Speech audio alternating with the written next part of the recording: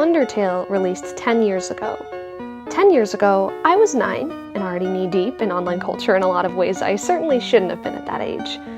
I watched more YouTube than TV, surviving off animated pilots with jokes I didn't understand and game theory videos from series I'd never played. On September 15th of 2015, 10 years ago, Undertale released. Not long after, I found it.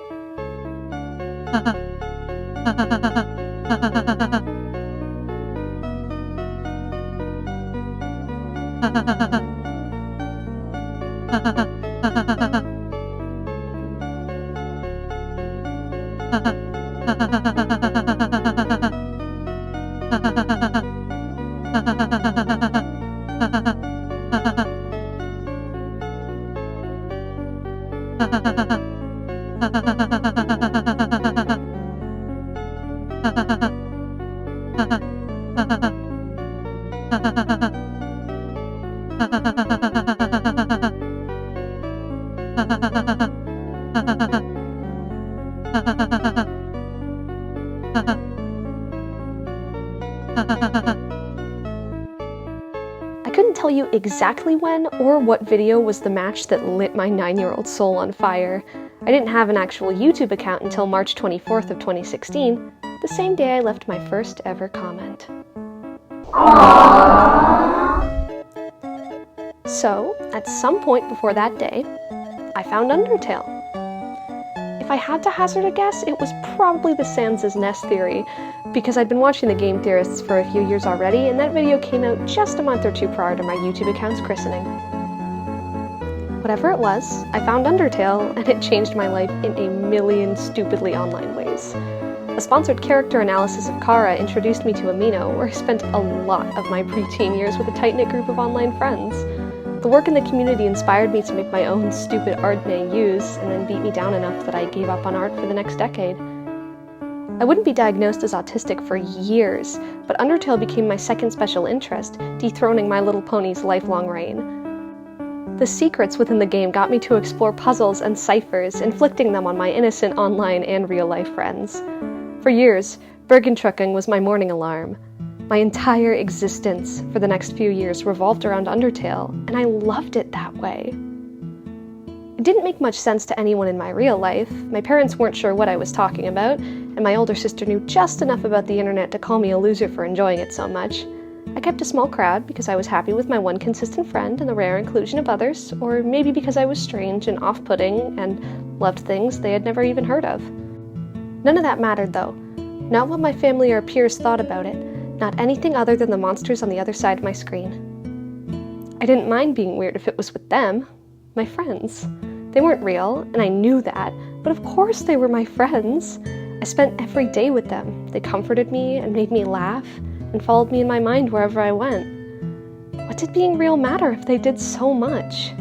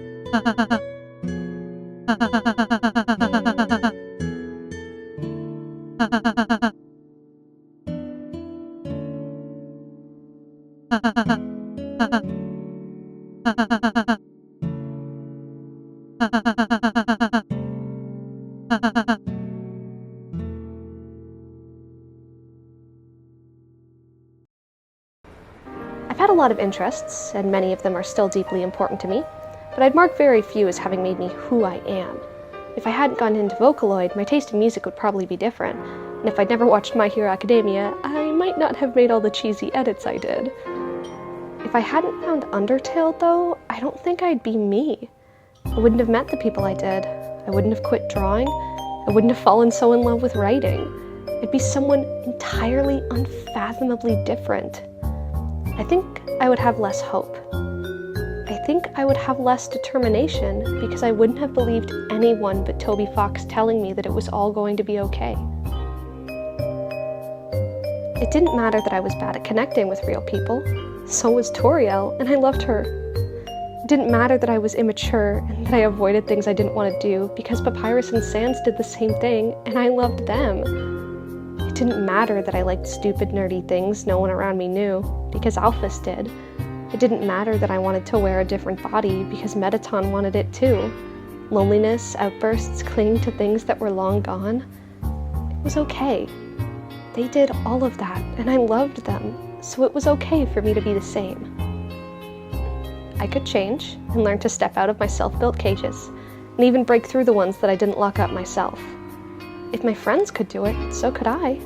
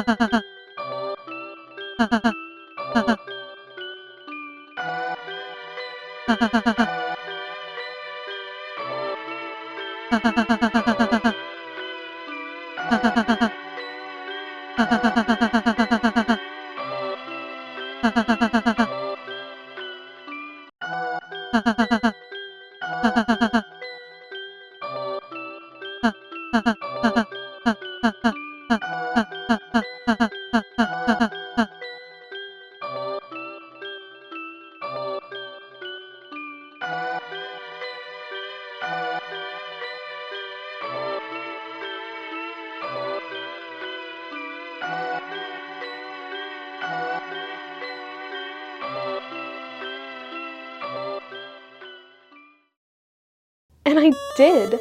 I made real, actual friends. Ones that liked the same silly things I did and didn't laugh even at the ones they didn't.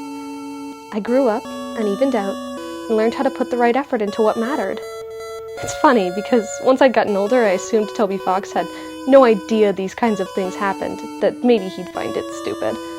But he said it better than I ever could. 10 years ago, Undertale released, and now I'm 19. I take medicine every day, and pills that balance my brain, and people I love, and entertainment that touches my heart.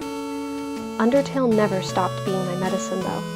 The next game Toby Fox made became medicine too, burning just as bright as the first had. Deltarune is shaping up to be a story about escapism, about fiction, how it matters, and how it has its limits. But despite RALSEI's own words about how real he can't be, I think Deltarune shows that Toby Fox understands my experience with Undertale more than I ever thought possible. As the player, I may control Chris, but that isn't who I am. Not all the time. I've been Susie, not the exact same as her. My loneliness showed itself in hiding away more, not lashing out. But I was different in whatever way the people around me didn't like. I understood that on some level, I wasn't like them. And yet, when the day ended and I ran back home, I had friends waiting for me. Friends that I knew would love me, no matter what I was. I was Noelle, because my reality wasn't bad, but the pretend looking back at me was a lot easier to face. To imagine myself there, in another place where I had control, where I could become strong and face my fears without any risk to my reality. Some people stare into pretend until they become hard and cruel, but I was lucky enough to walk out strong, my fears still present, but dulled. And I was still Chris, my family fractured, all of us in our own places, far apart. That's why I liked being in control of Undertale's ending. I could, through sheer force of will, make it happy.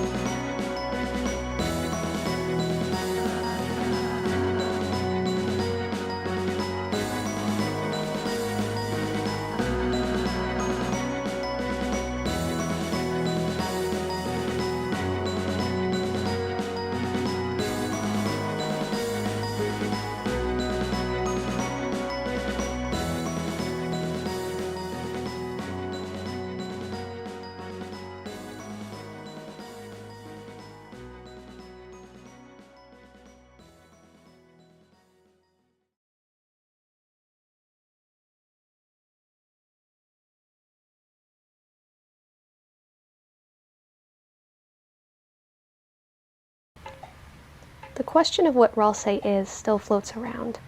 As a Darkener, he must be something in the light world. A headband, a sweater, a toy, a prophecy, a shadow. Whatever he is in Deltarune doesn't actually matter to me, though. I know what RALSEI is. Imperfect, but comforting. Warm and fulfilling, but in ways that can't replace reality. And despite not being real, a friend, RALSEI is Undertale. When Deltarune chapters 3 and 4 released, I started drawing again.